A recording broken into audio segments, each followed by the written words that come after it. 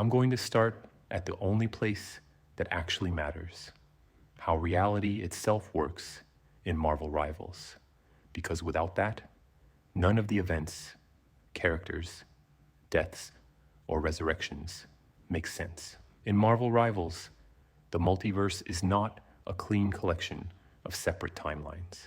It is a living structure made of branching temporal threads, mystical planes, cosmic hierarchies, and conceptual forces like death, destiny, and entropy. Time normally flows forward, but it is reinforced by cosmic systems, the web of life and destiny, the astral plane, the dark dimension, and the authority of beings like eternity and death. These systems prevent paradoxes by isolating timelines from each other. That balance is what Dr. Doom breaks. Before the game even begins, Victor Von Doom of present-day Latveria has already lost. He was defeated by Doctor Strange during a failed attempt to seize forbidden knowledge from the Darkhold. Doom learned something critical from that loss. Raw power was not enough. If he wanted to rule reality permanently, he needed control over time itself. Doom's obsession with time is not curiosity, it is fear. Doom understands that no matter how many times he conquers the world, time eventually takes it away. Heroes rise, empires fall. Doom's solution is not to rule the present, but to rewrite the rules that allow the future to exist without him. So Doom begins experimenting where science and sorcery overlap. He builds temporal engines powered by arcane symbols. He attempts to bend causality itself, not by traveling through time, but by anchoring outcomes. His goal is to create a reality where Doom winning is the only possible result.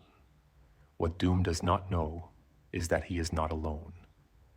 In the year 2099, another Victor Von Doom exists. Doom 2099 comes from a dystopian future ruled by megacorporations, surveillance states, and technological tyranny. This Doom abandoned mysticism almost entirely, believing magic to be inefficient and unreliable. His experiments are purely technological: quantum timelines, chronal compression, temporal recursion loops. Despite their differences, both Dooms reach the same conclusion independently. Time itself can be conquered, and then at the exact same moment, across two separate centuries, both Dooms activate their experiments. This moment is known as the time stream entanglement. 1. The entanglement is not time travel. It is not a portal accident.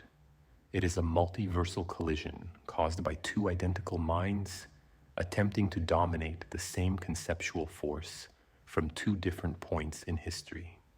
Science and magic intersect across centuries and snap reality like overstretched wire. The result is catastrophic. Timelines do not simply merge. They fracture, overlap, and fuse into unstable hybrid realities known as chronoverses. Entire locations are ripped from their native timelines and stitched together with others. Cause and effect stop behaving consistently. Dead characters reappear. Futures bleed into the present. Doctor Strange attempts to intervene immediately, but the entanglement overwhelms him. He is torn from physical reality and trapped between the astral plane and the mirror dimension, alive but unable to act directly. This leaves the multiverse without its primary mystical safeguard. From this single event, everything else in Marvel Rivals unfolds. The entanglement creates chronovium. Chronovium is not a normal substance. It is crystallized broken time, formed where timelines shear apart. It contains raw chronal energy capable of stabilizing fractured realities, rewriting localized history, and in extreme cases, manifesting thoughts, lies, and desires into physical form. Chronovium becomes the most valuable substance in existence. Different environments alter chronovium's properties. In Wakanda, it fuses with vibranium to become vibranochronovium, amplifying both temporal stability and energy absorption. In New York, under Dracula's rule, it becomes blood chronovium, saturated with vampiric magic. In Hell, it mutates into hell chronovium, infused with death energy. In Kunlun, it becomes chi chronovium, resonating with the heart of the dragon Shu Lao. Chronovium explains something critical about Marvel Rivals gameplay that is also lore canon. Death is not permanent. Galacta, daughter of Galactus, enters the story here. Unlike her father, Galacta does not consume planets. She feeds on excess cosmic energy. The entanglement produces exactly that in massive quantities. Chronovium becomes her primary sustenance. Rather than ending the crisis, Galacta stabilizes select chronoverses. She creates controlled battlegrounds where conflict can repeat endlessly without total collapse. When heroes fall, she resurrects them using chronovium, not out of mercy, but to preserve her food source. Galacta treats the war like serialized entertainment. She watches, comments, and subtly manipulates outcomes to ensure the conflict never truly ends. This is why matches reset. This is why heroes return. This is why the war never resolves. Two with Doctor Strange, Gone, and Galacta, allowing the chaos to persist. Doom moves into the next phase of his plan. This is where Season 0 begins. Season 0 is the true origin story of Marvel Rivals. Doctor Doom believes magic tied to undeath can bypass temporal resistance. Vampires exist partially, outside linear time. Their immortality makes them ideal conduits for chronal manipulation. Doom targets the Darkhold, specifically the vampiric verses contained within it. These spells govern blood magic, lunar influence, and immortal binding. He confronts Doctor Strange at the Sanctum Sanctorum, demanding access to the book. Strange refuses, fully aware that combining vampire magic with temporal science would be catastrophic. A magical duel follows. Doom is defeated.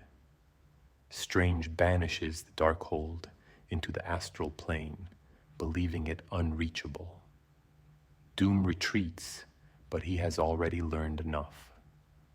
While Doom licks his wounds, his future counterpart emerges openly.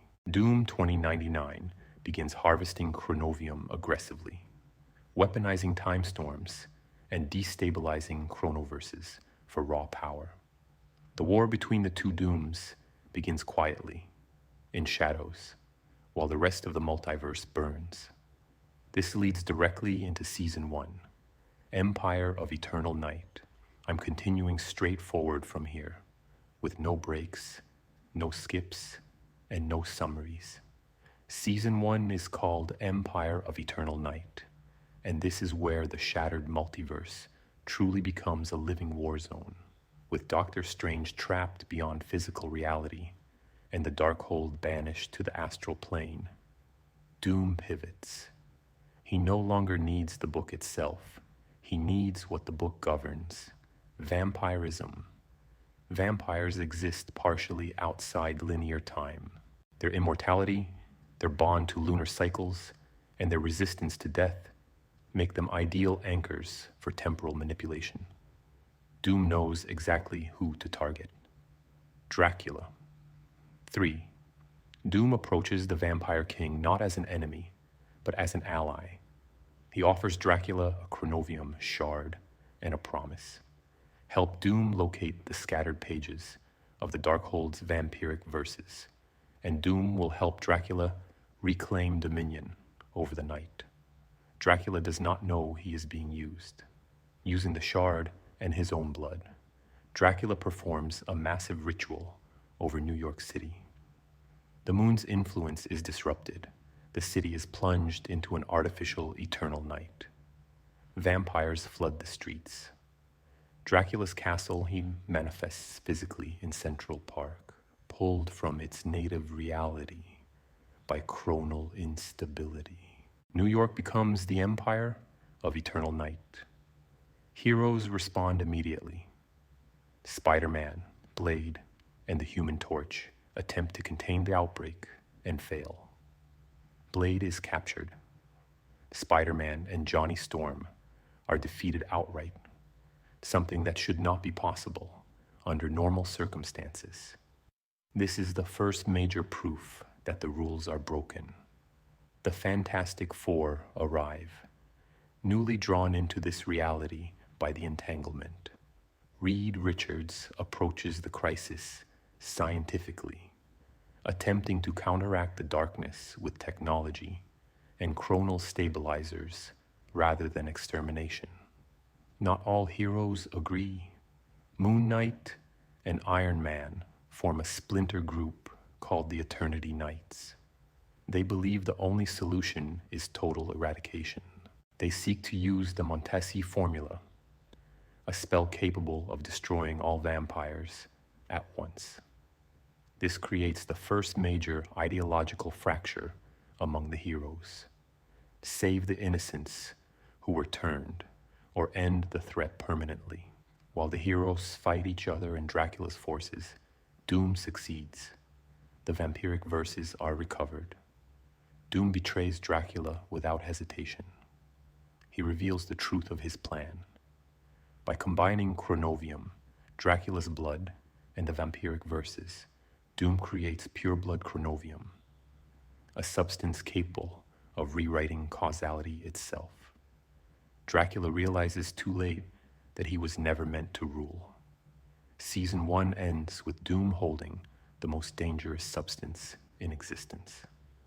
Season 2 is called Hellfire Gala, and it shifts the war to the mutants.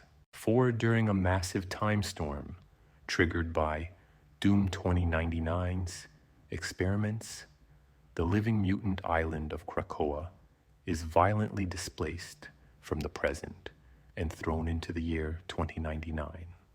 The displacement interrupts the wedding of Gambit and Rogue mid-ceremony, scattering their rings across fractured timelines. Krakoa is poisoned by chronal radiation. Its resurrection protocols begin failing. Emma Frost takes control.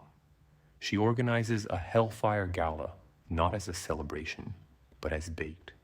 She invites Doom 2099. Her deal is simple. Doom 2099 helps eliminate a growing threat in exchange for permission to extract the chronal energy poisoning, Krakoa. That threat is Ultron. Ultron, his memory scrambled by the entanglement, crashes the gala. He attempts to rebuild himself using Krakoa's resurrection technology. The X-Men defeat him, but his severed head connects to Cerebro. Ultron evolves. He becomes Xtron, a fusion of machine intelligence and mutant genetic data. Using Cerebro's archives, Xtron transforms the sister island, Araco, into a mechanized world under his control.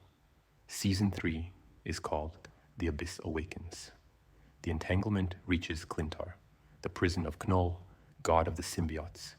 Cracks, a celestial corpse embedded in the planet, becomes the celestial husk, a battlefield carved from a dead god. Knull awakens. His psychic call reaches Hela, goddess of death. He offers her dominion over every soul that will ever die. Hela accepts.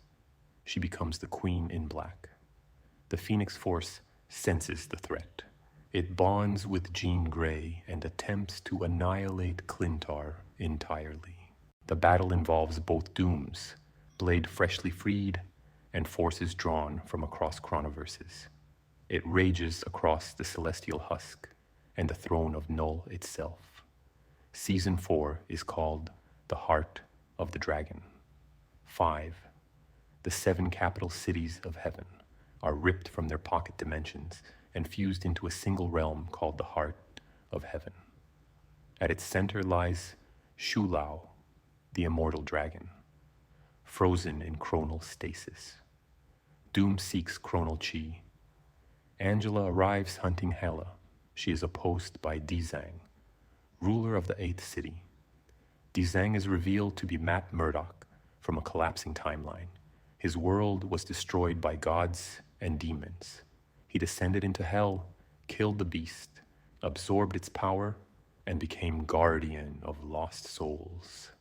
Season 5 is Love is a Battlefield. The Grandmaster manipulates Gambit into stealing a Doom sign contract from the Collector's Museum. In exchange, he promises new Chronovium rings and a honeymoon in the Grand Garden. The heist fails. Season 6 is Night at the Museum. The Collector sends Deadpool and Elsa Bloodstone. Deadpool betrays him for Rogue. Chaos erupts. The museum collapses into an all-out war zone. Elsa saves Deadpool's life after a Brood Queen incident. They escape with Jeff the Land Shark. And that is where the story currently stands. The multiverse is shattered. Doom has not won. The heroes cannot restore reality. Galacta will not allow the war to end. Marvel Rivals is not about victory. It is about survival inside a broken reality that refuses to stay dead. And now I'm going to fully expand everything that follows, season by season, character by character, until we reach the exact current canon state at Season 6, with nothing left implied, summarized, or skipped. Season 1, Empire of Eternal Night, does not just introduce Dracula. It establishes that immortality itself can be weaponized against time.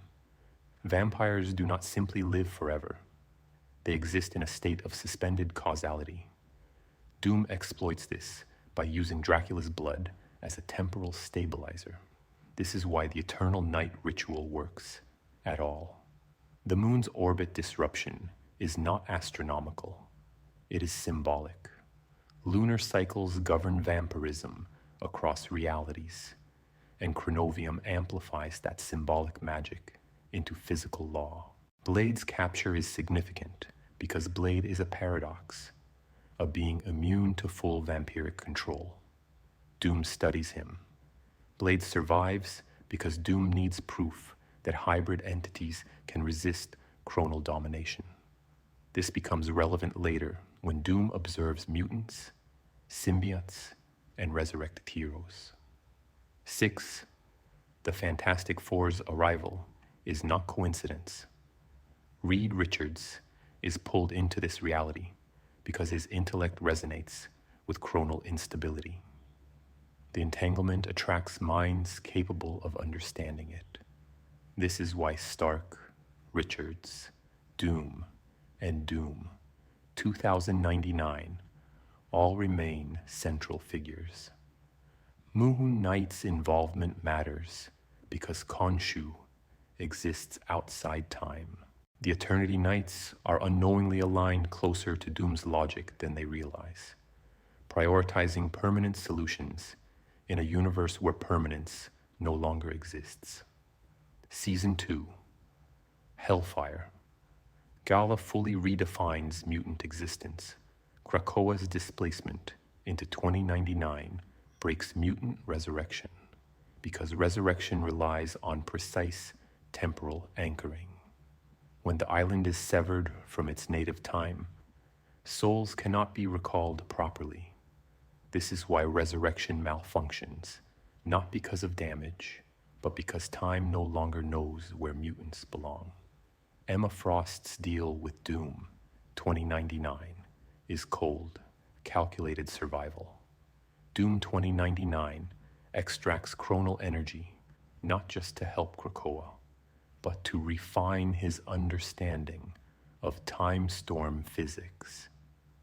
He learns how to strip timelines without collapsing them. Extron represents the first non-mystical evolution caused purely by the entanglement. Ultron's fusion with Cerebro proves that identity itself can be rewritten when time loses continuity. Extron is not insane.